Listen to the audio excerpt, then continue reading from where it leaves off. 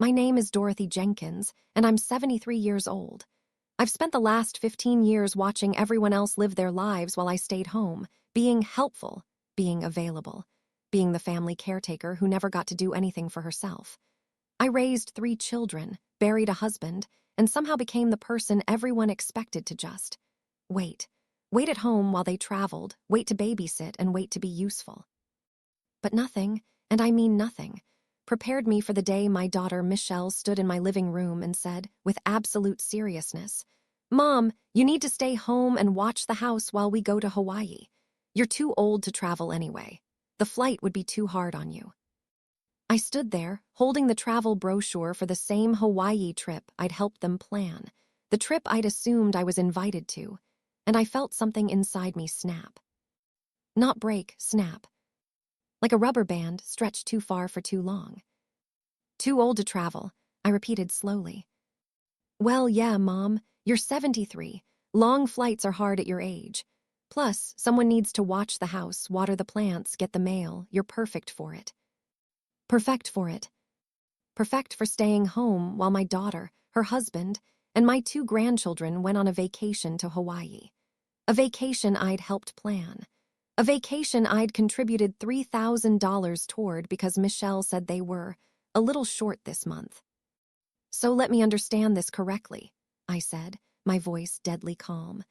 "You want me to stay home and watch your house while you take my grandchildren to Hawaii on a trip I helped pay for?" Michelle looked uncomfortable. "Mom, don't make this into a thing. We just thought it made sense. You don't really like traveling anyway." "I've never said that." "Well, you never go anywhere." "Because I'm always watching someone's house, or babysitting someone's kids, or helping someone move, or being available for whatever everyone else needs." "Mom, why are you getting upset? We're just being practical. At your age, you should be taking it easy anyway." At my age? I looked at my daughter, this woman I'd raised, sacrificed for, supported through every phase of her life, and I saw something I'd been refusing to see for years. She didn't see me as a person. She saw me as a resource, a free babysitter, a house sitter, a bank when money was tight, a convenience. Not a mother, not a woman with her own dreams and desires, just useful. "You're right," I said quietly. Michelle looked relieved. "So you'll watch the house?" "No, you're right that I should be taking it easy. So I'm going to take a vacation by myself, starting tomorrow." Her face went pale. "What, Mom, you can't?" "Watch me." And here's what Michelle didn't know. Here's what none of my children knew as they stood there sputtering about responsibility and family obligations. I'd already bought a ticket. Not to Hawaii. Somewhere better. Somewhere I dreamed about for 40 years. And I was leaving in the morning. With or without their blessing. But before I tell you what happened next, I need you to do something for me right now. Hit that subscribe button. Click it. Then smash that like button, because this story is about to show you what happens when people take a grandmother for granted. When they assume she'll always be there, always be available, always sacrifice her own dreams for theirs. Turn on those notifications, that bell icon, because you're going to want to hear how this ends. And drop a comment right now. Tell me where you're watching from. What city? What state? What country? Because I need to know I'm not alone in this. I need to know there are other people out there who have been treated like they're too old to have dreams, too old to travel, too old to matter. Let me know you're here with me. Now, let me take you back to the beginning. Let me tell you how I ended up at 73 years old, finally putting myself first for the first time in my life. To understand that moment, you need to understand my relationship with my 3 children. I have Michelle, my oldest, who's 48, then David, who's 45, and my youngest, Jennifer, who's 42. I raised them by myself after my husband Thomas died when I was 47. Heart attack, sudden, devastating. I worked 2 jobs to keep them in good schools.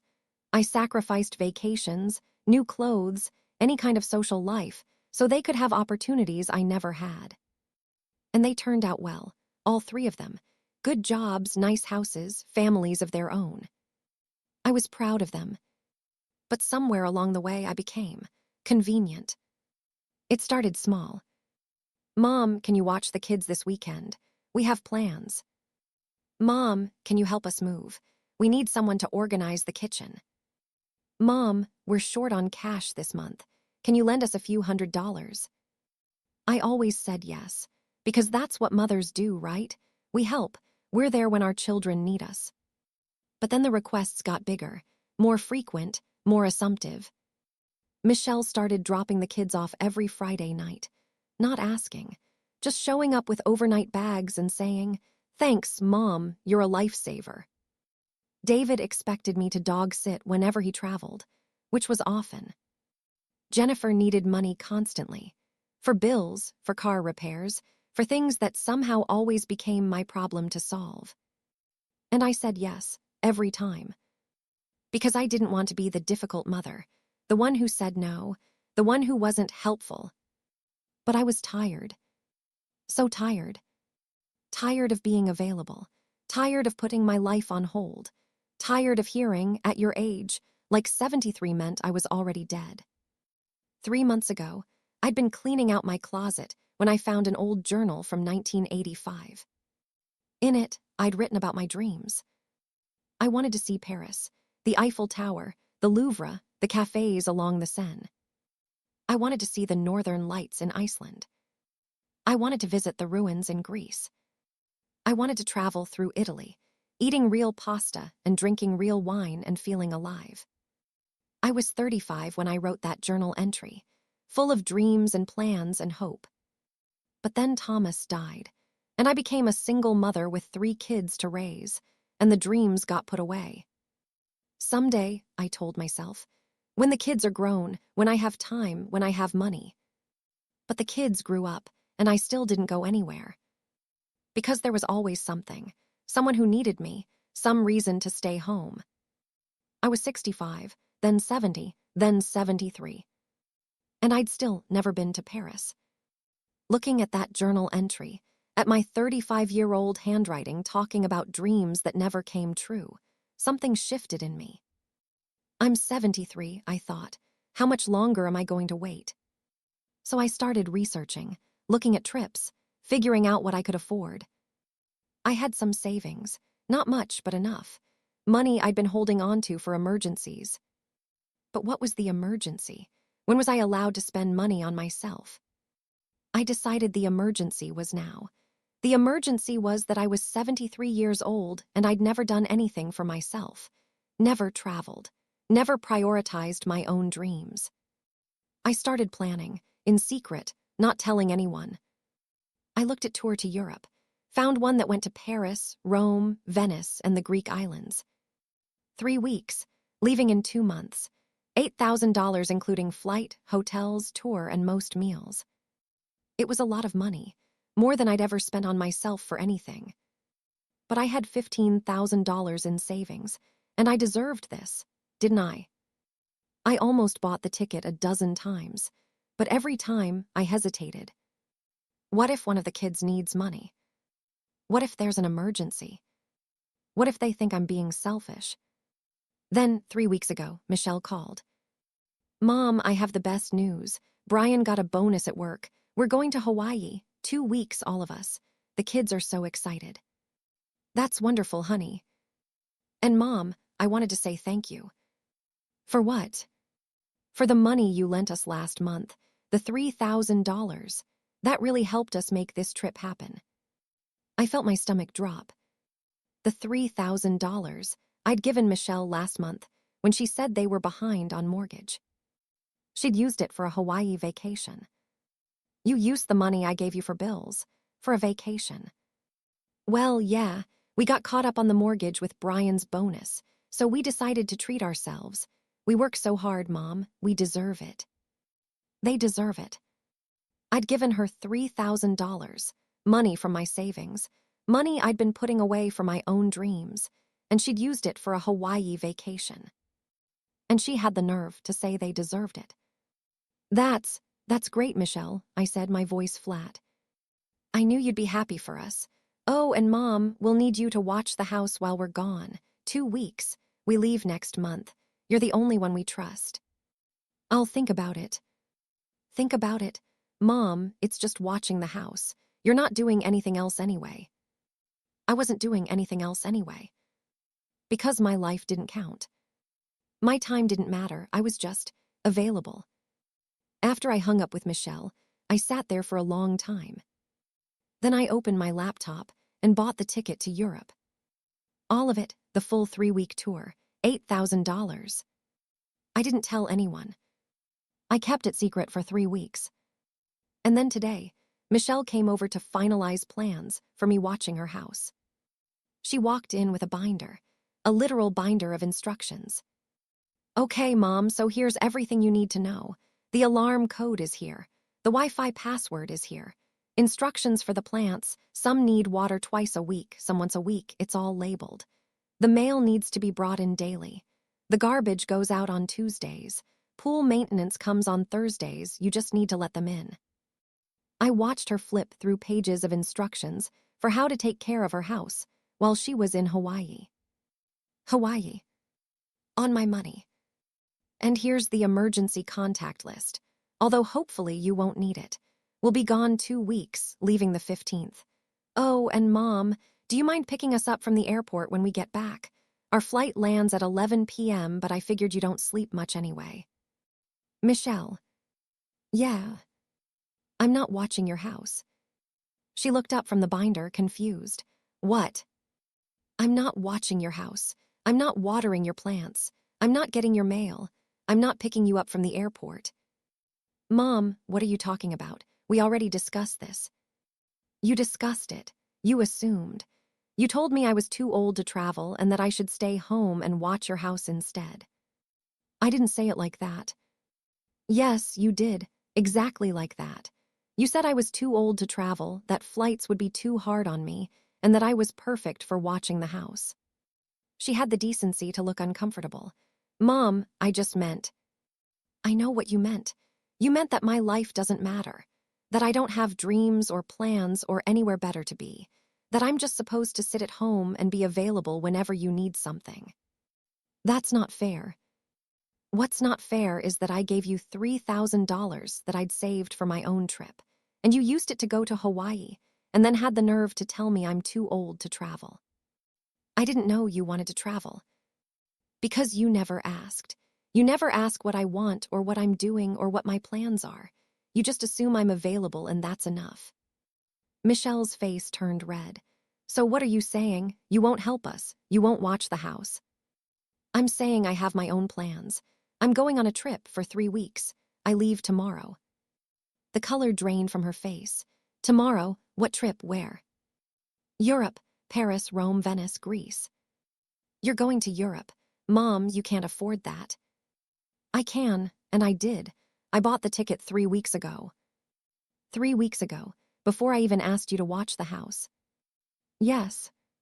So you've been planning this while letting me think you'd help us. You never asked if I'd help. You told me I would. There's a difference.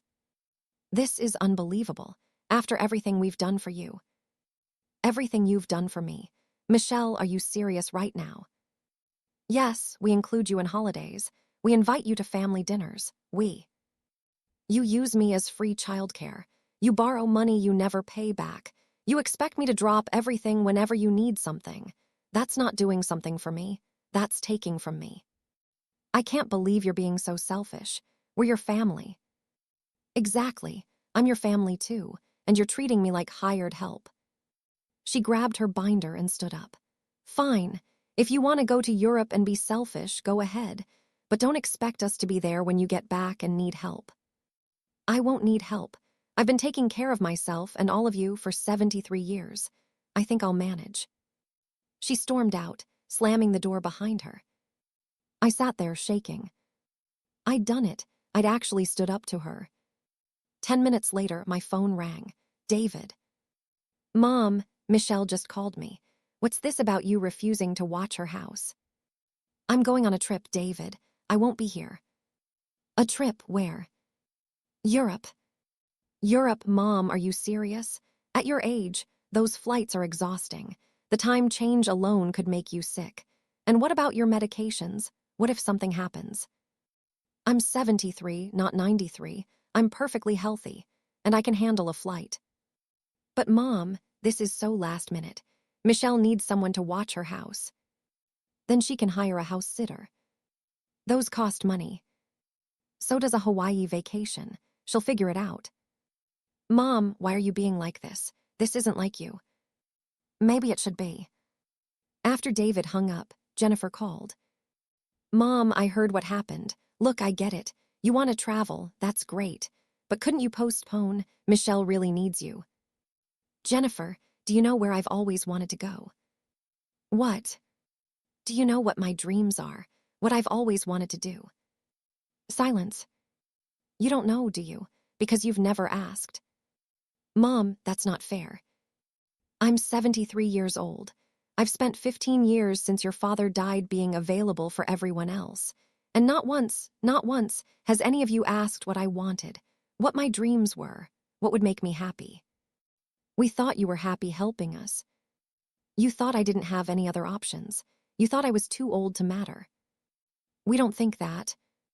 Michelle literally told me yesterday that I was too old to travel. She didn't mean it like that. Then how did she mean it? Because it sounded like she meant I should stay home and be useful while everyone else lives their lives. Mom, please, don't do this. Don't be selfish. That word again, selfish. Because wanting something for myself, after 73 years of putting everyone else first, was selfish. I'm going, Jennifer. I leave tomorrow. I'll be back in 3 weeks. I hung up. All 3 of my children had called. All 3 had told me in different ways that I was being selfish, that I should put them first, that I was too old to travel, that I should stay home and be available. None of them asked where I was going, what I was excited about, if I needed help packing. They just wanted me to cancel my trip and watch Michelle's house. That night, I finished packing. 1 suitcase, practical clothes, comfortable shoes, my camera, my journal. And my passport, brand new, obtained 2 months ago, never used. Tomorrow morning, I was getting on a plane to Paris. And my children could figure out their own problems. For the first time in 15 years, maybe the first time in my entire life, I was putting myself first. At 6 a.m. the next morning, I called a car to take me to the airport. As I locked my front door and put my suitcase in the trunk, my phone buzzed. A text from Michelle. Mom, please reconsider. We need you. Don't be selfish. I turned off my phone and got in the car. Where to? The driver asked. The airport, international terminal. As we pulled away from my house, the house where I'd been so available, so helpful, so convenient, I felt something I hadn't felt in years. Freedom. But what I didn't know yet, what would become clear over the next 3 weeks, was that my decision to leave would set off a chain of events that would change my family forever. And reveal secrets that would make me question everything I thought I knew about the people I'd sacrificed everything for. Before I continue this story, kindly subscribe, like, turn on the notification bell, and tell me in the comments where you're watching from. The plane lifted off at 10:15 a.m., and as I watched my city disappear beneath the clouds, I felt tears running down my face. Not tears of sadness, tears of relief. I was really doing this. After 73 years of putting everyone else first, I was finally choosing myself. The woman next to me, probably in her 60s, smiled kindly. First time flying. First time to Europe, I said. How exciting. What made you decide to go? I thought about how to answer that. My daughter told me I was too old to travel. The woman laughed, and you decided to prove her wrong. Something like that. Good for you. I'm Margaret, by the way. Dorothy. We talked for the next hour. Margaret was a retired teacher traveling alone, visiting her 4th continent. I started traveling after my husband died, she explained. Spent my whole marriage putting off trips because he didn't want to go. After he passed, I realized I'd wasted 40 years waiting for permission to live my own life. Her words hit me hard. That's exactly what I've been doing. Then you're doing the right thing. Life is short, especially at our age. You have to grab whatever time you have left and actually live it. I turned my phone back on during our layover in New York. Big mistake. 37 text messages, 15 missed calls. I scrolled through them. Michelle, Mom, this is ridiculous. Call me immediately. David, Mom. Michelle found someone to watch the house, but they want $500. Can you send her the money since this is your fault? My fault. Jennifer, Mom, the kids are asking why Grandma isn't coming to say goodbye before Hawaii. What am I supposed to tell them? More from Michelle. I can't believe you're doing this. Do you know how much stress you're causing? More from David. Mom, seriously, this isn't like you. Are you having some kind of breakdown? Should we be worried? I deleted all of them without responding. Then I saw one text that made me pause. From my sister Linda, who lived 3 states away. Dorothy, Michelle called me, said you're being irrational and running away to Europe. I told her you've been planning this for months and that she's an ungrateful brat. Have a wonderful trip. You deserve it. Love you, Red. I smiled. At least someone understood. I texted back. Thank you, needed to hear that. We'll send photos. Then I turned my phone off again. The flight from New York to Paris was 7 hours. I slept part of it, read part of it, and spent a lot of it thinking about how I'd ended up here. When had I stopped being a person and become just useful? I thought about my marriage to Thomas. He was a good man, a provider, but traditional. I'd worked part-time when the kids were young, but my real job was taking care of the home, the children, everything. After he died, I'd kept that role. Caretaker, helper, the one who made everything easier for everyone else. But who made things easier for me? No one, because I never asked, because I never demanded, because I accepted the role everyone gave me and never questioned it. Until now. We landed in Paris at 7 a.m. local time. I was exhausted from traveling for nearly 20 hours, but also exhilarated. I was in Paris.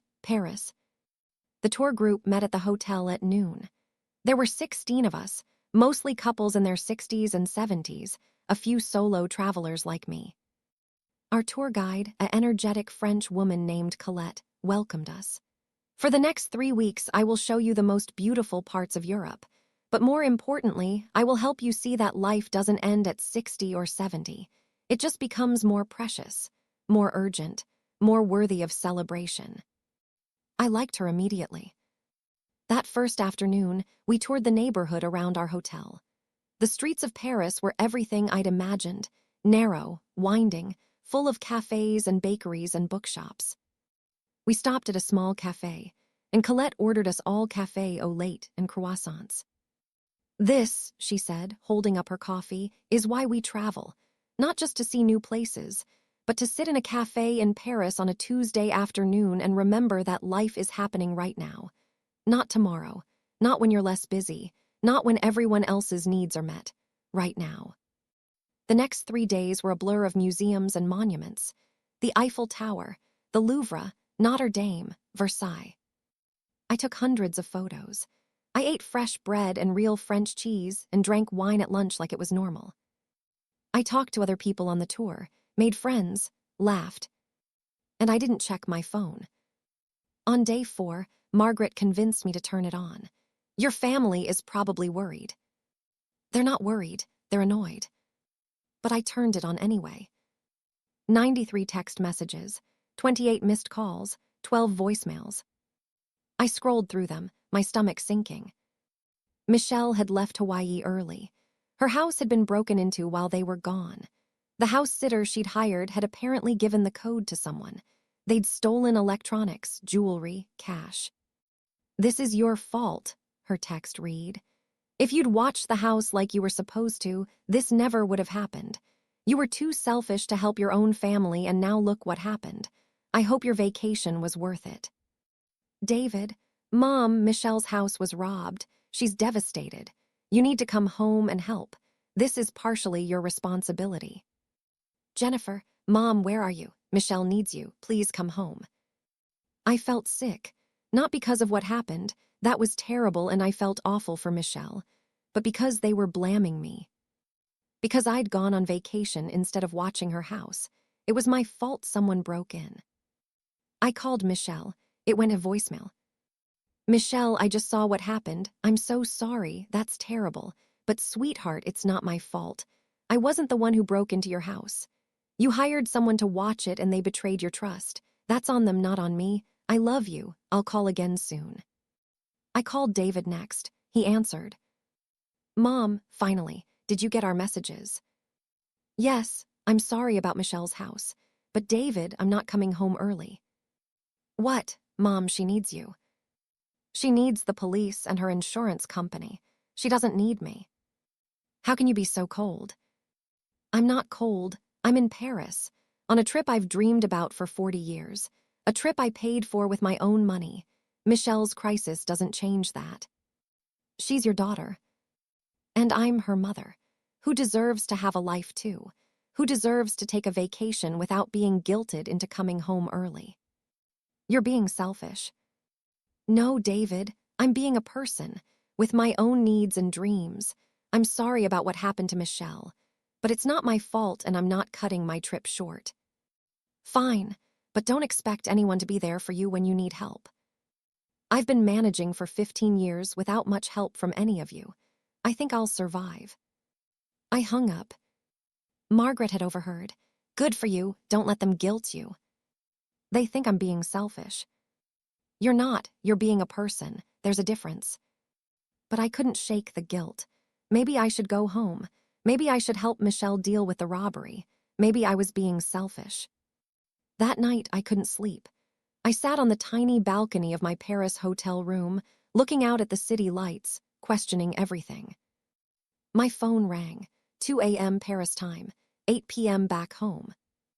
It was my sister Linda. Dorothy, I heard what happened with Michelle's house. They're blaming me. I know, Michelle called me, told me if you'd been watching the house, this wouldn't have happened. I told her she was being ridiculous, that she hired a house sitter who turned out to be a criminal and that's not your fault. But maybe if I just... No, don't do that. Don't let them make you feel guilty for having a life. You know what I realized today? I've been watching you for 15 years, Dorothy, watching you sacrifice everything for those kids. And you know what they've done for you? Nothing. Absolutely nothing. That's not true. It is true. When's the last time one of them invited you somewhere, paid for your dinner, asked what you needed? They treat you like a resource, like an ATM and a babysitter and a house sitter, but never like a person with her own dreams. They're my children. And you're their mother, not their servant. Dorothy, promise me something. Promise me you won't cut your trip short. Promise me you'll finish all 3 weeks and enjoy every moment. Linda, promise me, because if you come home early, they'll know they can guilt you into anything. They'll know that no matter what you want, they can make you feel bad enough to give it up. She was right. I knew she was right. I promise. Good, now tell me about Paris. We talked for an hour. I told her about the Eiffel Tower, about the cafe, about Colette's speech about life happening right now. After we hung up, I felt better, stronger. I wasn't going home early. I was finishing my trip. The next week, we traveled to Rome, the Colosseum, the Vatican, the Trevi Fountain. I threw a coin in the fountain and made a wish that I'd have the courage to keep living for myself, not just for everyone else. I turned my phone on once a day to check messages. The guilt trips continued. Michelle, the insurance won't cover everything. I'm out $15,000. This is your fault. David, Mom, you need to help Michelle with the money she lost. You're the reason this happened. Jennifer, Mom, please, Michelle is really struggling. Can you at least send her some money? They wanted me to send money to Michelle because her house was robbed while I was on vacation instead of watching it. The audacity was stunning. I didn't respond to any of them. But one message caught my attention, from Jennifer, sent late at night. Mom, I need to tell you something. Please call me when you can. It's important, not about Michelle. I called her the next morning. Jennifer, you said you needed to tell me something. Mom, where are you? Rome, what's wrong? She took a deep breath. I'm pregnant. Oh, sweetheart, that's wonderful. Congratulations. That's not all. James and I are getting divorced. I sat down on the hotel bed. What? We've been separated for 3 months. I didn't tell you because you always have so much going on, helping Michelle and David, and I didn't want to burden you. Jennifer, your marriage ending is not a burden. But that's how it feels. Like everything is always a burden to someone. I've been going through this alone because I didn't want to add to anyone's plate. Why is this the first I'm hearing about any of this? Because every time I try to talk to you about my life, Michelle needs something or David needs something and your attention goes to them. It's always been that way. They're louder, more demanding, so they get all your energy. And I just fade into the background. My heart broke. Jennifer, I'm so sorry. I didn't realize. I know you didn't. That's not your fault. But Mom, I've been watching what's happening. Michelle blaming you for the robbery. David telling you to come home. And I realized they only want you around when you're useful, when you're doing something for them. The second you do something for yourself, they turn on you. I've been feeling that too. I'm pregnant, getting divorced, and completely overwhelmed. But I didn't call you crying about your vacation, because this is your time. You deserve this, and I'm so proud of you for taking it. I started crying. Thank you, I needed to hear that. When you get home, can we talk? Really talk about everything? Yes, absolutely. And Mom, enjoy Italy, take a million pictures, eat all the pasta, drink all the wine, live your life because you've earned it. After we hung up, I cried for 20 minutes. Jennifer was going through a divorce and a pregnancy, and she'd been handling it alone because she didn't want to burden anyone. Meanwhile, Michelle was making an international crisis out of me not watching her house. The difference was stunning. In Venice, something shifted in me. We took a gondola ride through the canals at sunset. The water was golden. The buildings glowed. Music floated from the restaurants along the waterways. And I thought, I almost missed this. I almost stayed home to watch Michelle's house. I almost gave up this moment because my daughter told me I was too old to travel. I pulled out my phone and took a video. The gondolier singing, the sunset reflecting on the water, the pure magic of being in Venice. Then I did something I hadn't done the entire trip. I posted it to Facebook with a caption, Day 14 in Europe, currently in Venice, living my dreams at 73, never too old. Within an hour, the comments poured in. Friends from church, good for you, Dorothy. Former coworkers, you look so happy. Old neighbors, loving these travel posts. My sister Linda, that's MY sister, red. And then, the ones from my children. Michelle, must be nice to take expensive vacations while your family struggles. David, really, Mom, you're rubbing this in our faces. But there were also other comments, from people I barely knew. I'm 71, and my kids tell me I'm too old to travel too. This is inspiring. My mother gave up all her dreams for us. I wish she'd done something like this for herself. Never too old, this made my day. I realized something. My story was resonating with people, because I wasn't the only grandmother being treated like I was too old to matter. The rest of the trip was incredible. Greece was stunning. The islands, the ruins, the food, the crystal clear water. I made friends with the other travelers. We exchanged contact information and promised to stay in touch. Margaret hugged me on the last day. You're different than when you started. How so? You stood up straighter. You smile more. You stopped checking your phone constantly to see if your kids needed something.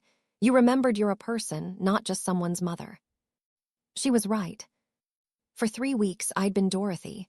Not Mom, not Grandma, not the person everyone expected things from. Just Dorothy, a woman experiencing the world, making memories, living dreams. The flight home was bittersweet. I'd loved every moment of my trip, but I was also nervous about facing my children. What would they say? How would they treat me? Would anything be different? I landed at 6 p.m., exhausted but happy. None of my children offered to pick me up from the airport. so I took a taxi home. My house looked exactly as I'd left it, quiet, empty, waiting. I unpacked, showered, and fell into bed. Tomorrow, I'd deal with my family. Tomorrow, I'd face whatever consequences came from choosing myself for once. But tonight, I just slept, deep and dreamless and satisfied. I'd done it. I'd traveled to Europe. I'd lived my dream. And no one could take that from me. The next morning, I woke up to pounding on my front door. I looked at the clock, 7 a.m.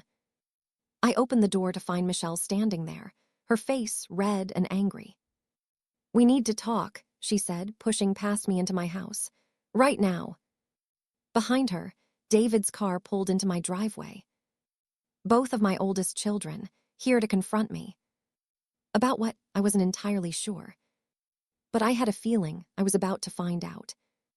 Before I continue this story, kindly subscribe, like, turn on the notification bell, and tell me in the comments where you're watching from.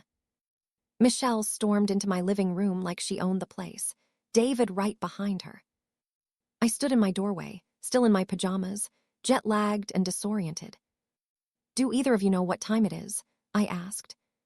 "We need to talk, Mom," Michelle said, her arms crossed. "And we're not leaving until we do." I closed the door and followed them into the living room. They were both standing, clearly too agitated to sit.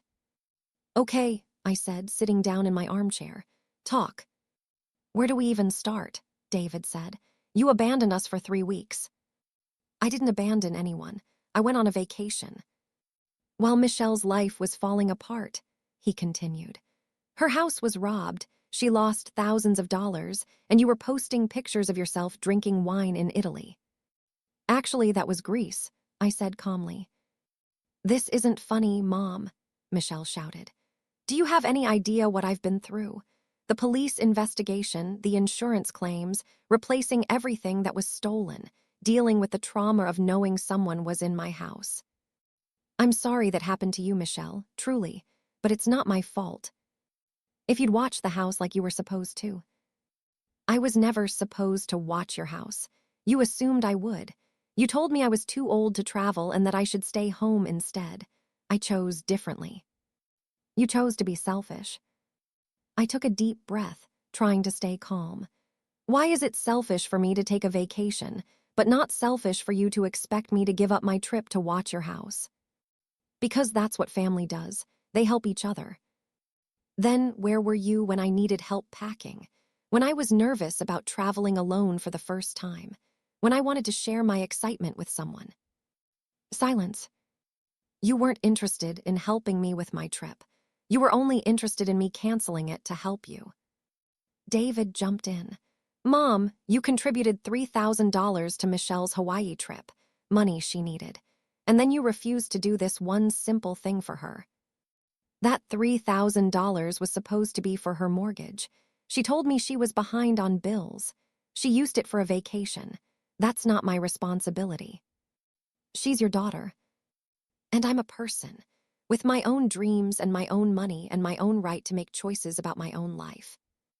Michelle's eyes filled with tears. "I can't believe how selfish you've become. Dad would be so disappointed in you." That hit me like a punch to the gut. She'd brought up Thomas, used him as a weapon against me. "Your father," I said slowly, my voice shaking, "would be disappointed that I spent 40 years putting my dreams on hold. He'd be disappointed that I let our children treat me like hired help instead of a person. He'd be disappointed that it took me until I was 73 to finally do something for myself." "That's not true." "It is true. Your father and I used to talk about traveling together. We had plans. But then he died, and I put those plans away to take care of you 3. And when you grew up, I kept putting them away because you always needed something. Always. But you know what? I'm done waiting." "Done waiting for what?" David asked. "Done waiting for permission to live my own life. Done waiting for a time when none of you need anything from me, because that time will never come. Done putting myself last." Michelle wiped her eyes. "So what are you saying? You don't care about us anymore?" "Of course I care about you. You're my children. I love you. But I also care about myself. and for the first time in my life, I'm acting like it. Well, congratulations, Michelle said bitterly. You got your trip, you lived your dream, and you did it by abandoning your family when we needed you most. When you needed me most? Michelle, your house was robbed while you were on vacation. That's terrible, but it's not a medical emergency. It's not life or death. It's an unfortunate crime that you're dealing with through insurance and police. You didn't need me. You wanted me to feel guilty. That's not true. Isn't it? You've sent me dozens of messages about how this is my fault, how I should pay you back, how I'm selfish. Not one message asking how my trip was. Not one message saying you're glad I'm home safe. Just blame and guilt. David stepped forward. Mom, Michelle lost $15,000. She needs help. And you have savings. How do you know what I have in savings? He shifted uncomfortably. Michelle mentioned you have money set aside. Money I earned, money I saved, money that's mine.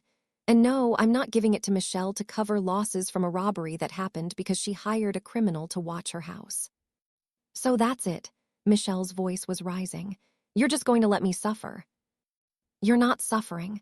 You're dealing with a difficult situation, like an adult, which is what you should be doing instead of expecting your 73-year-old mother to fix everything for you. Michelle's face turned red. Fine, you want to know the truth. I didn't just come here to talk about the robbery. Then why did you come? We want to talk about your finances, about your house, about what happens when you can't take care of yourself anymore. I felt my blood run cold. Excuse me. David jumped in, trying to sound reasonable. Mom, you're 73. At some point, you're going to need help. We think it's time to start planning for that. Planning for what exactly? For when you can't live independently anymore, when you need to move into assisted living or a nursing home. I'm perfectly capable of living independently. For now, Michelle said. But what about in 5 years? 10 years? Your house is too big for one person. It's too much to maintain. And if you're spending your savings on expensive trips to Europe, what are you going to live on when you're older? There it was. They weren't worried about me. They were worried about the money. Let me make sure I understand this correctly, I said slowly. You're here, the day after I return from my first real vacation in 15 years, to tell me I'm too old to live in my own house and that I'm spending my money irresponsibly. We're just trying to help you plan ahead. You're trying to control me.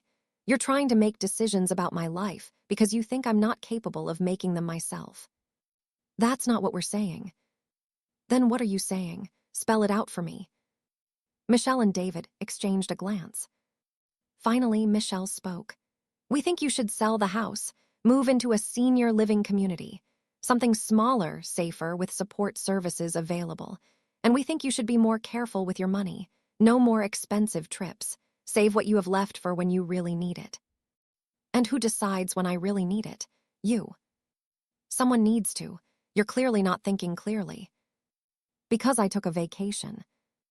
Because you abandoned your family, spent a fortune on yourself, and are now being defensive when we're trying to help. I stood up. Get out. What? Get out of my house, both of you, right now. Mom, we're not leaving until we finish this conversation. This conversation is over. I'm not selling my house. I'm not moving into assisted living. I'm not giving up my independence or my right to spend my own money on whatever I choose. And I'm certainly not taking advice from two people who only seem to remember I exist when they need something. You're being irrational, David said. No, I'm being clear, probably for the first time in years. Now get out. Mom. Out. They left, both of them looking shocked that I'd actually thrown them out. After they were gone, I locked the door and sat down, shaking. They'd ambushed me, ganged up on me, tried to make decisions about my life without my input. And they'd done it the day after I got home from the best 3 weeks of my life. I called Linda. They what? She exploded when I told her what happened. They said I should sell my house and move into senior living, that I'm spending my money irresponsibly, that they need to help me plan ahead. Those vultures, they're not worried about you. They're worried about their inheritance. That's what I thought too. Dorothy, listen to me very carefully. You need to protect yourself, legally. What do you mean? I mean you need to make sure your will is updated. Make sure you have a medical power of attorney that you choose, not them. Make sure everything is locked down so they can't make decisions for you if something happens. You really think they'd do that? They just showed up at your house and tried to convince you to sell it and move into assisted living. What do you think? She was right. That afternoon, I called my lawyer, Robert Harrison. I'd used him when Thomas died to handle the estate. Dorothy, good to hear from you. What can I do for you? Robert, I need to update some things. My will, my power of attorney, my medical directives. Of course, any particular reason for the urgency? I told him what had happened that morning. I see. Yes, we should definitely address this. Can you come in tomorrow? I'll be there. That evening, Jennifer called. Mom, I heard what happened this morning. Let me guess, Michelle called you. Yes, she said you threw them out and that you're acting paranoid and defensive. Is that what she said?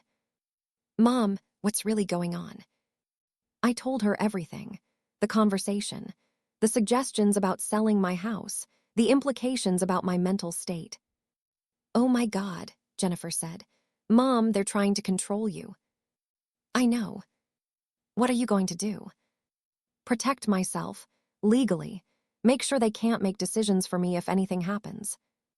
Good, that's smart. She paused. Mom, can I ask you something? Of course. When you were gone, did you think about me at all? About my situation? Every day, sweetheart. I felt terrible that you were going through so much and I wasn't there. But you stayed anyway. You didn't come home early. No, I didn't. Good, because Mom, I needed you to do that. I needed you to show me that it's okay to put yourself first sometimes, that it's okay to have boundaries, that it's okay to say no. Really? Yes, I've been watching Michelle and David treat you like a servant for years, and I've been going along with it because I didn't want to rock the boat. But watching you stand up for yourself, watching you actually take that trip even when everyone was trying to guilt you out of it, that gave me courage. Courage for what? To tell James I want a divorce, to tell my boss I deserve a raise, to stop apologizing for existing. You showed me what strength looks like, Mom, and I'm grateful. I started crying. Jennifer, I love you so much. I love you too. And Mom, don't let Michelle and David bully you. You're not too old. You're not incapable. You're not irresponsible. You're a woman who waited 73 years to live her dreams, and you're finally doing it. Don't let anyone take that away from you. After we hung up, I felt stronger. At least one of my children understood. The next day, I met with Robert. Okay, Dorothy, let's start with your will. Who's the executor currently? Michelle. And do you want to keep it that way? No, I want to change it to Jennifer. Done, and beneficiaries. I want everything split 3 ways among my children, but I want to add a clause. What kind of clause? If any of my children tries to have me declared incompetent, or tries to force me into a care facility against my will, or challenges this will, they're disinherited completely. Everything goes to the other two. Robert raised his eyebrows. That's quite specific. Are you concerned about that happening? Yes, 2 of my children showed up yesterday trying to convince me to sell my house and move into assisted living. I'm 73, Robert. Healthy, active, independent. They're not worried about my well-being. They're worried about controlling me. I see. Yes, we can absolutely add that clause. It's called an interim clause, designed to discourage people from contesting the will. Now, let's talk about power of attorney. I want Jennifer to have medical power of attorney and financial power of attorney, not Michelle or David. Any particular reason?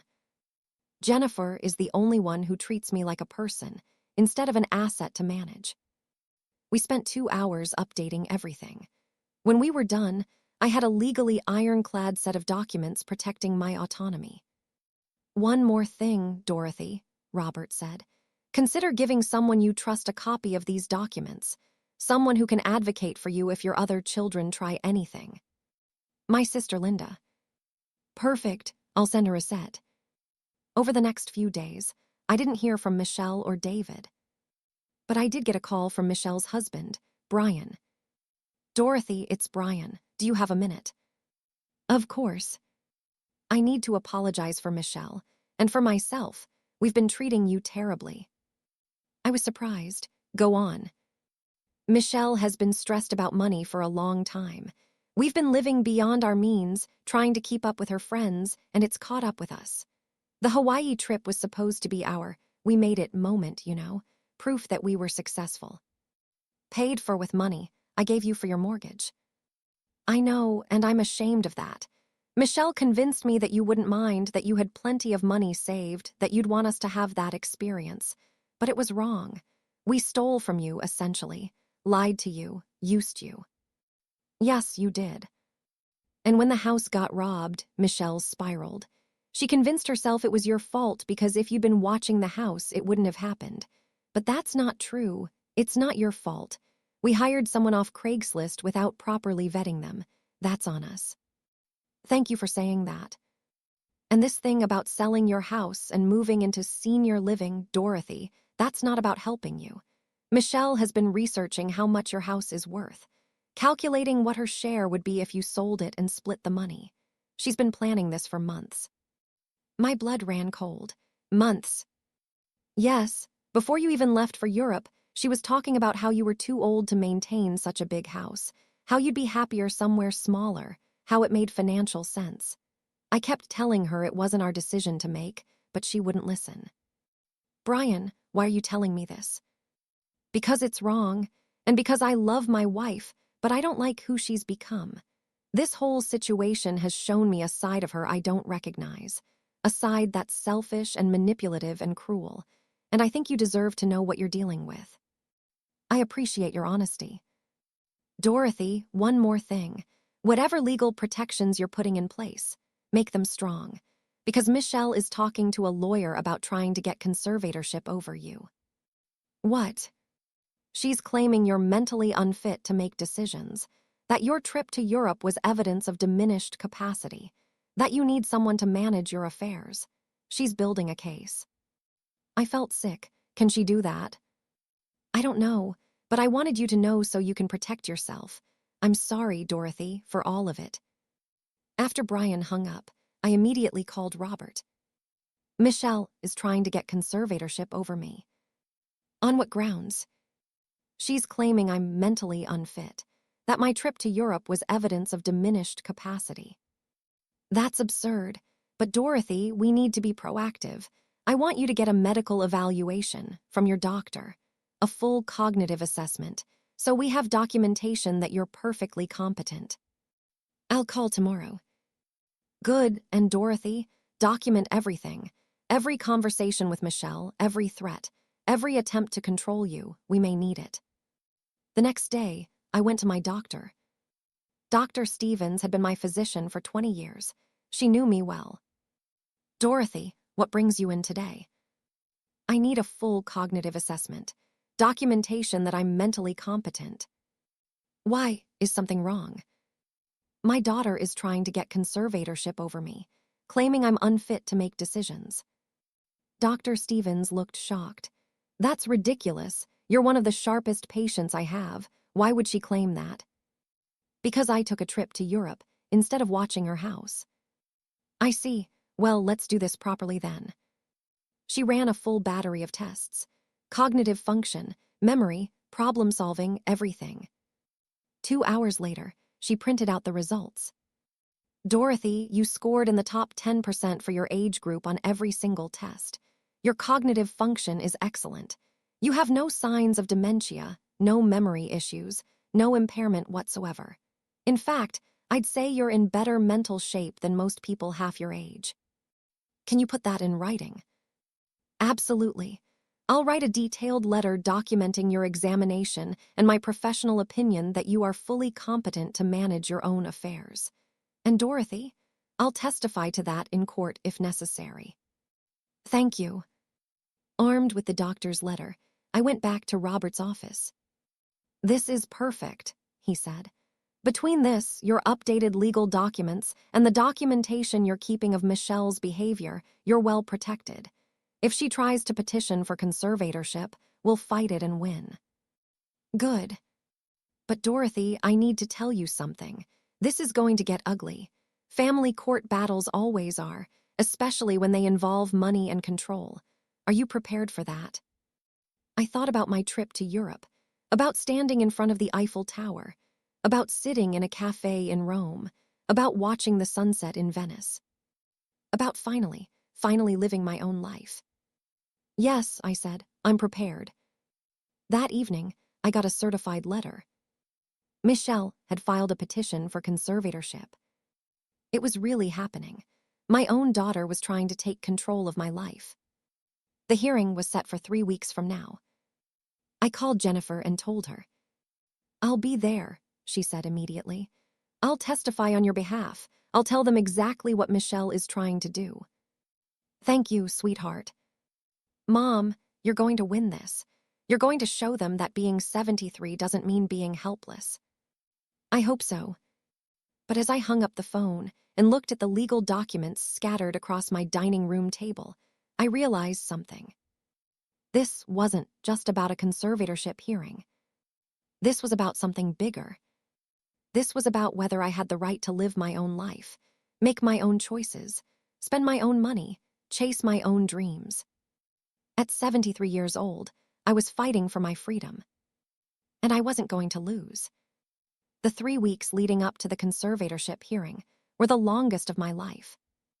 Michelle sent formal letters through her lawyer stating that I was showing signs of cognitive decline and impaired judgment. The evidence? My impulsive and irresponsible trip to Europe, my confrontational behavior toward family members, and my irrational spending. David submitted a statement supporting Michelle's petition, claiming he'd noticed I was increasingly forgetful and confused over the past year. It was all lies, but they were documented lies filed with the court designed to make me look incompetent. I spent those 3 weeks gathering my own evidence. Bank statements showing consistent, responsible financial management for decades. Letters from friends, neighbors, and my pastor attesting to my mental sharpness and independence. Photos and documentation from my Europe trip showing careful planning and successful navigation of international travel. Dr. Stevens' comprehensive cognitive assessment. And testimony from Jennifer, Linda, and even Brian, Michelle's own husband, willing to speak on my behalf. Robert worked tirelessly preparing the case. "Dorothy, I need you to understand something," he said during one of our prep sessions. "Conservatorship cases are difficult because they're designed to protect vulnerable elderly people. The burden of proof is on us to show you don't need protection. Michelle just has to show there's reasonable concern." "But I'm not vulnerable. I'm not impaired." "I know that, but the judge will be cautious. They'd rather err on the side of protecting someone who doesn't need it than failing to protect someone who does." "So what do? We show them who you really are, not the confused, declining old woman Michelle is portraying, but the sharp, independent, capable woman who just traveled through Europe by herself, who manages her own finances, who makes sound decisions. Let them see the real Dorothy Jenkins." The night before the hearing, I couldn't sleep. I sat in my living room, the living room Michelle wanted me to give up, and thought about everything that had led to this moment. My phone rang at 11 p.m. It was Jennifer. "Mom, I can't sleep. Are you awake?" "Yes, honey." "I'm so nervous about tomorrow. What if the judge sides with Michelle? What if they give her control over you?" Then I appeal, and I keep fighting, because I'm not giving up my freedom without a battle. I still can't believe she's doing this. She's my sister and I love her, but it's evil, Mom. She's trying to steal your autonomy because you finally did something for yourself. I think she's scared. Scared of what?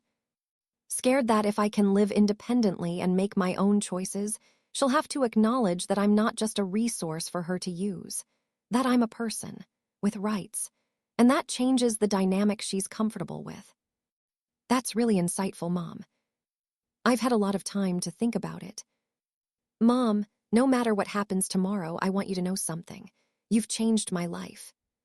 Watching you stand up for yourself, take that trip, set boundaries, it's taught me more than any advice you've ever given me. You've shown me what courage looks like. I love you, Jennifer. I love you too. And Mom, you're going to win tomorrow because the truth is on your side. The hearing was scheduled for 10 a.m. at the county courthouse. I arrived at 9:30 with Robert, Jennifer, and Linda. Michelle and David were already there with their lawyer, a stern-looking woman named Patricia Green. Michelle wouldn't look at me. David gave me a guilty glance and then looked away. We were called into the courtroom at exactly 10 a.m. Judge Margaret Sullivan presided, a woman in her 60s with sharp eyes and a no-nonsense demeanor.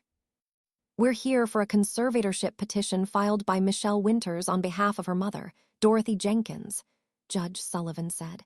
Ms. Green, you may present your case. Michelle's lawyer stood up. Your Honor, we're here today because Ms. Jenkins is 73 years old and showing clear signs of diminished capacity. She recently spent $8,000 on an impulsive trip to Europe, money she can't afford to spend given her limited income. She's become increasingly confrontational with family members who try to help her.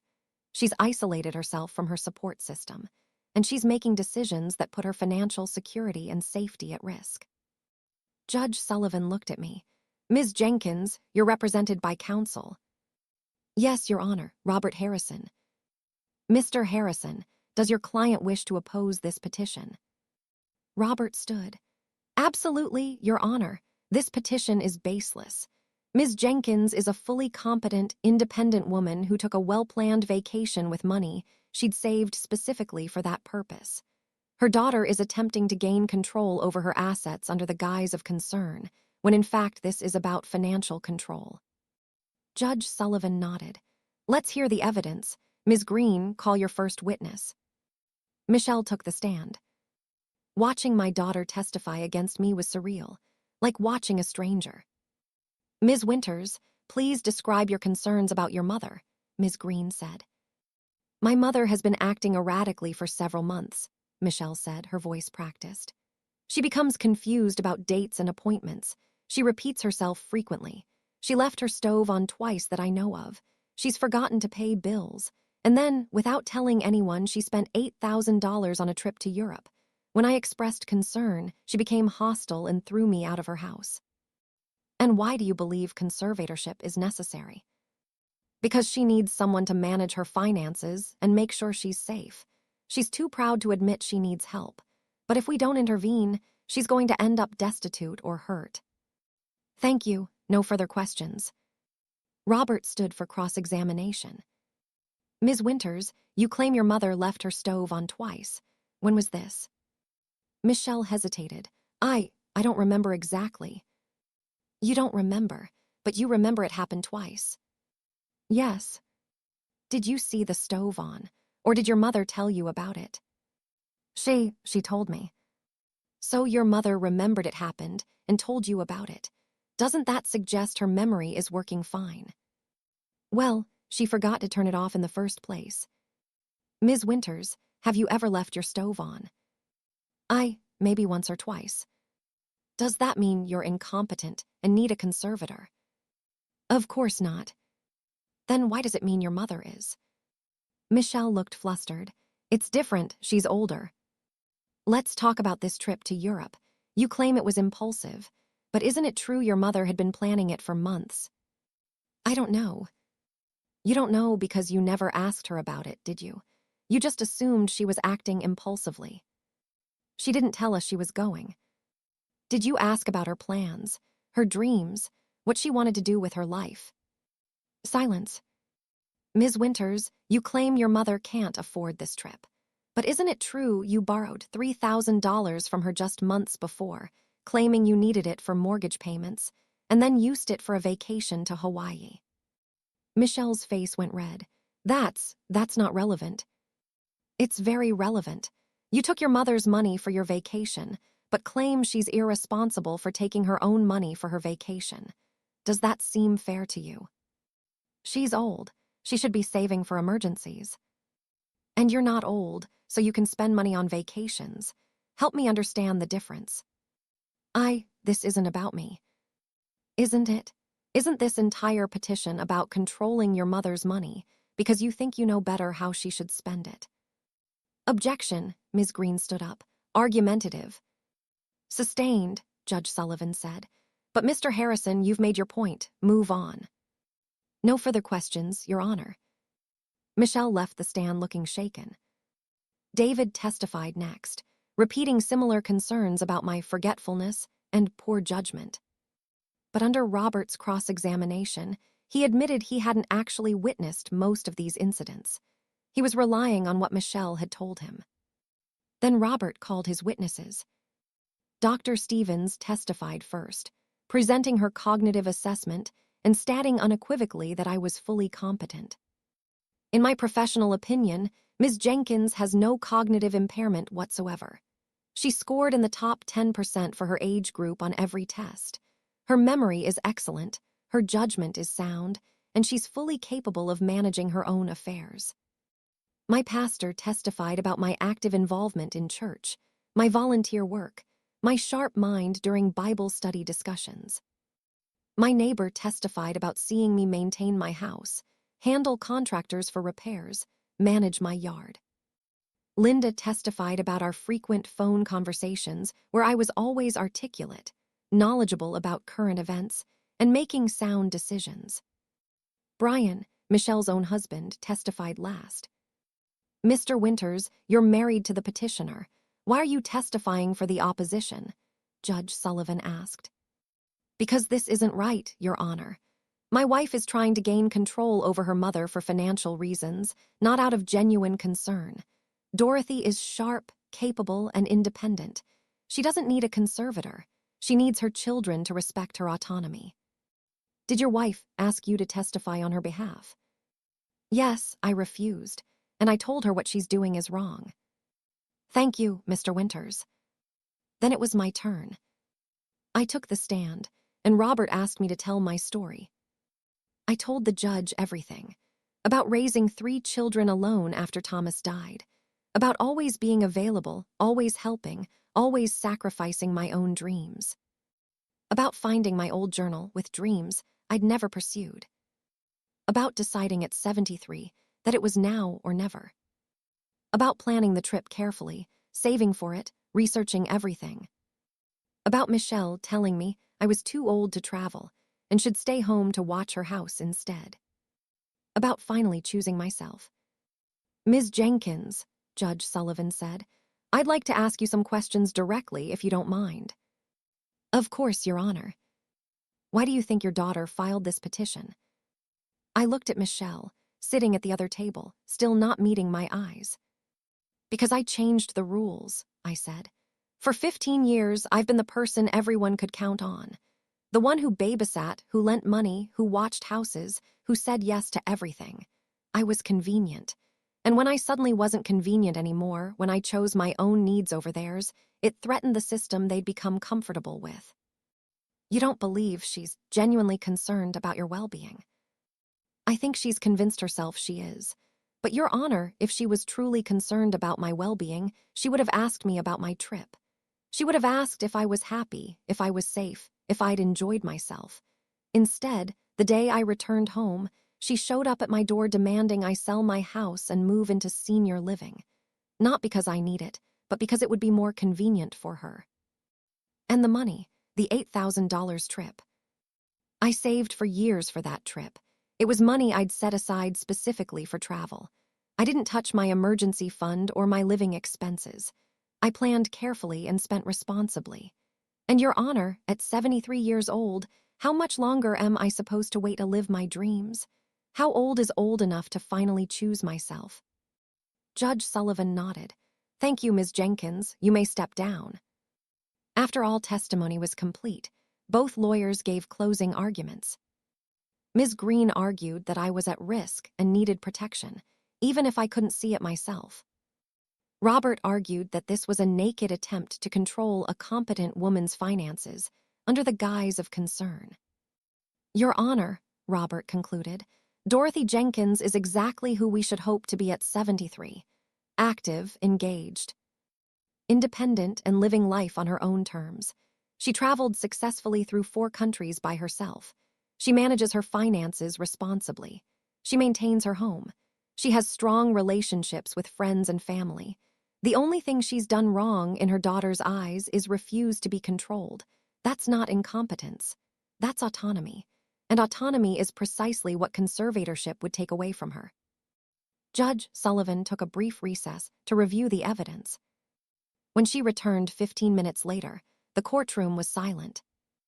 I've reviewed all the testimony and evidence presented today, she began. Conservatorship is a serious matter. It removes fundamental rights from an individual, the right to make decisions about their own life, finances, and future.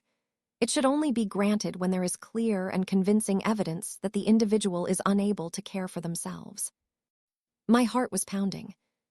In this case, I see no such evidence. Ms. Jenkins has demonstrated through both testimony and documentation that she is fully competent.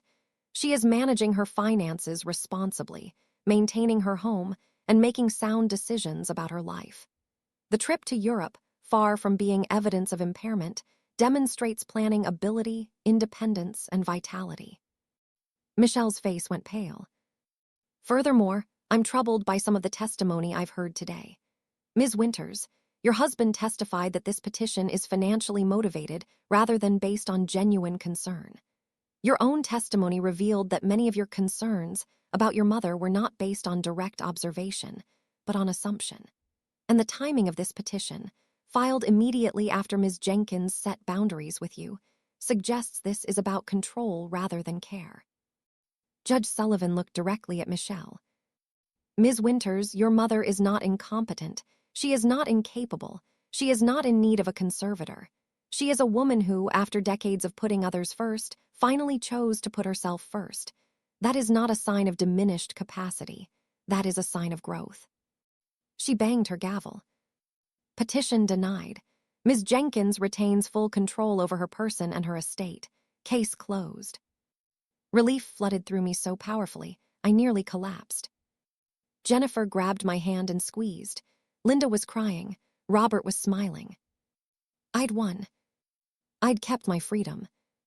Michelle stormed out of the courtroom without a word. David followed her, not looking back. In the hallway afterward, Brian approached me. Dorothy, I'm so sorry for all of it. I should have stopped her sooner. Thank you for testifying, Brian. That took courage. Michelle and I are separating. I can't be married to someone who would do this to their own mother. I hope someday you can forgive her, but I understand if you can't. After everyone else left, I stood alone in the courthouse hallway. I'd won, but it didn't feel like victory. It felt like loss. I'd lost my relationship with 2 of my 3 children. I'd had to fight in court for the right to live my own life. I'd had to prove to a judge that I wasn't incompetent just because I'd finally chosen myself. But I'd also gained something. My freedom, my autonomy, my right to live the rest of my life on my own terms. That evening, Jennifer came over. How are you feeling, Mom? Exhausted, relieved, sad. I'm sorry about Michelle and David. I know this isn't what you wanted. No, it's not, but I can't control them. I can only control myself, and I choose to keep living my life. What will you do now? I pulled out a brochure I'd picked up at the travel agency the week before. I'm going to Iceland to see the Northern Lights, one more dream off my list. Jennifer smiled. When do you leave? 2 months. Want to come with me? Her eyes widened. Really? You want me to come? Yes, I'd love to share this experience with you, if you're able with the pregnancy and everything. I'll talk to my doctor, but Mom, I think I'd love that. We spent the evening planning, looking at tour, talking about warm clothes and photography and the magic of seeing the aurora borealis. For the first time in weeks, I felt happy, really happy. Not because I'd won a court case, but because I was planning another adventure, another dream, another experience. At 73 years old, I was finally living. 3 days after the hearing, I received a letter. It was from Michelle. Mom, I don't know if you'll read this. I don't know if you should, but I need to write it anyway. I was wrong about everything. I convinced myself I was helping you, that you needed protection, that you couldn't see what was best for you. But the truth is, I was the one who couldn't see. I couldn't see that you were still a person with dreams and needs. I couldn't see past my own anxiety about money and security. I couldn't see that my fear of losing you had turned into a need to control you. Sitting in that courtroom, hearing the judge describe what I'd done, hearing Brian testify against me, it broke something open inside me. I saw myself clearly for the first time in years, and I didn't like what I saw. I've started therapy, not because I think it will fix this, but because I need to understand how I became someone who would try to take her own mother's freedom away. I don't expect you to forgive me. I don't deserve forgiveness, but I want you to know that I'm sorry, truly, deeply sorry. Your trip to Europe wasn't irresponsible. It was brave. It was you finally choosing yourself after decades of choosing everyone else. And I tried to punish you for it. I hope someday, maybe years from now, we can rebuild something. Not the relationship we had before, that was broken and unhealthy, but something new, something based on respect instead of expectation. Until then, I want you to know, go to Iceland, see the northern lights, take more trips, spend your money, live your dreams, you've earned it. I love you, Mom, even though I didn't show it. Michelle. I read the letter 3 times, tears streaming down my face. It wasn't enough, not yet, words were just words. But it was a start. I wrote back. Michelle, I read your letter. Thank you for your honesty. You're right, I'm not ready to forgive you yet. What you did hurt me deeply. You tried to take away my freedom, my autonomy, my right to live my own life. That's not something I can forgive easily. But I'm glad you're in therapy. I'm glad you're working on understanding what happened, and I hope you find peace with yourself. If you continue to do the work, real work, not just words, maybe someday we can rebuild. But it has to be different. I'm not the mother you can use anymore. I'm not the convenient helper who says yes to everything. I'm Dorothy, a person, with dreams and boundaries and a life of my own. If you can accept that version of me, there might be hope for us. If you can't, I'll be sad, but I'll be okay. Because I've learned something these past few months. I'm stronger than I thought, braver than I believed, and more capable than anyone gave me credit for. I'm going to Iceland. I'm seeing the northern lights. I'm living my dreams. And no one, not you, not David, not anyone, is going to make me feel guilty for it. Love. Mom. 2 months later, Jennifer and I flew to Iceland. Her doctor had cleared her for travel, and despite morning sickness and exhaustion, she was determined to come. We spent a week exploring Reykjavik, soaking in hot springs, hiking to waterfalls, and waiting for the lights.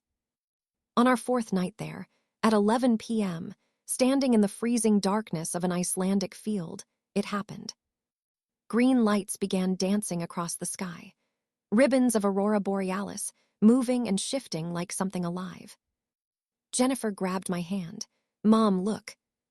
I looked up at the lights I'd dreamed of seeing for 40 years, and I cried. Not sad tears, happy tears, grateful tears. I'd made it. I'd actually made it. I was 73 years old, standing in Iceland with my daughter, watching the northern lights dance across the sky. And I'd earned this moment, every second of it. By waiting, by sacrificing, by finally choosing myself, by fighting for my freedom when everyone tried to take it away. Thank you for bringing me here, Mom, Jennifer said. Thank you for coming with me. I'm glad you didn't let them stop you. I'm glad you got on that plane to Europe even when everyone told you not to, because look where it led, to this moment, to us standing here together. She was right. If I'd stayed home to watch Michelle's house, I would have missed Europe. I would have missed this trip to Iceland. I would have missed the chance to show my children, especially Jennifer, what it looks like to choose yourself. I would have missed my own life. But I hadn't stayed home. When they told me I was too old to travel, I'd left instead. And it had changed everything. Not just for me, but for Jennifer, who was learning to set boundaries with her ex-husband. For my sister Linda, who was planning her own solo trip to New Zealand. For the dozens of people who'd commented on my Facebook photos saying I'd inspired them to travel despite their age.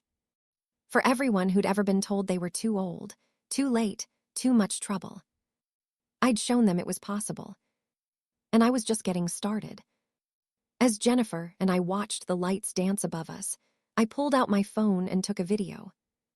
Then I posted it with a caption. Northern Lights in Iceland at 73. They told me I was too old to travel. I left instead. Best decision of my life. Never too old to chase your dreams. Sparkles. Within hours, the post had hundreds of comments. But my favorite was from an unexpected source. Michelle had commented, "You were right, Mom, and I was wrong. I'm so glad you didn't listen to me. These photos are beautiful. You're beautiful. Keep chasing those dreams." Read. It wasn't forgiveness. Not yet. But it was hope. Hope that someday, maybe, we could rebuild something real. Hope that my daughter was learning the same lessons I'd learned. That love without respect is manipulation. That help without autonomy is control. That family means supporting each other's dreams, not trying to limit them. Jennifer and I stayed in Iceland for 8 days. We talked about everything. Her pregnancy, her divorce, her fears about being a single mother, my relationship with my children, my plans for the future. "What's next?" she asked on our last night. "After Iceland." I pulled out a list I'd been keeping, my bucket list, things I'd always wanted to do. I want to see the Grand Canyon. I want to visit Alaska. I want to learn to paint. I want to volunteer at the library. I want to foster a dog. I want to take a cooking class. I want to see a Broadway show. I want to go on a cruise. I want to learn Italian. I want to live. That's a good list, Mom. I wasted too many years waiting for permission to want things, for permission to do things, for permission to be a person separate from being a mother. No more waiting. No more waiting, Jennifer agreed. When we got home, I started checking things off my list. I enrolled in a painting class at the community center. Terrible at it, but I loved it. I signed up to volunteer at the library twice a week. I fostered a senior dog named Charlie who'd been abandoned at a shelter. We were perfect for each other, both old, both starting over, both learning we still had life left to live. I took an Italian cooking class where I met a group of women who became friends. We started having monthly dinner parties where we cooked together and shared stories. I bought tickets to see a Broadway show in New York City, took the train by myself, stayed in a hotel, saw 3 shows in 3 days, felt sophisticated and independent and alive. On my 74th birthday, I had a party. Not a family obligation where I cooked for everyone, a real party where other people cooked for me. Jennifer came, 8 months pregnant and glowing. Linda came, fresh from her New Zealand trip with stories to tell. My church friends came, my painting class friends came, my cooking class friends came. Michelle sent a card, not a gift, just a card with a note. "Happy birthday, Mom. I hope you're celebrating big. You deserve it." David didn't send anything. We still hadn't spoken since the hearing. Maybe someday, maybe not. I was learning to be okay with that. At the party, Jennifer made a toast. My mom, who at 73 taught all of us that it's never too late to start living, who showed us that being a good mother doesn't mean sacrificing everything. It means modeling what strength and courage and self-respect look like. Who proved that too old is just something people say when they want you to stay small and convenient. Mom, thank you for getting on that plane to Europe. Thank you for choosing yourself. Thank you for showing me, showing all of us, what it looks like to really live. Happy birthday. We love you. Everyone raised their glasses and cheered. And I sat there, surrounded by people who saw me as a person, not just as someone's mother or grandmother or helper, and I felt something I'd rarely felt in my 74 years. Complete. Not because my family had finally accepted me. Not because my children had apologized or changed. But because I'd accepted myself. I'd chosen myself. I'd fought for myself. And I'd won. Later that night, after everyone had gone home, I sat on my porch with Charlie at my feet, looking at my house. The house Michelle had tried to make me sell. I was still here, still independent, still making my own choices. They'd told me I was too old to travel. But I'd left instead. And that single decision, that one act of choosing myself over their expectations, had changed my entire life. I pulled out my phone and opened my bucket list, crossed off several items, added new ones. At 74, I had so much left to do, so many dreams left to chase, so much life left to live. And I was going to live every single moment of it. On my own terms. Finally,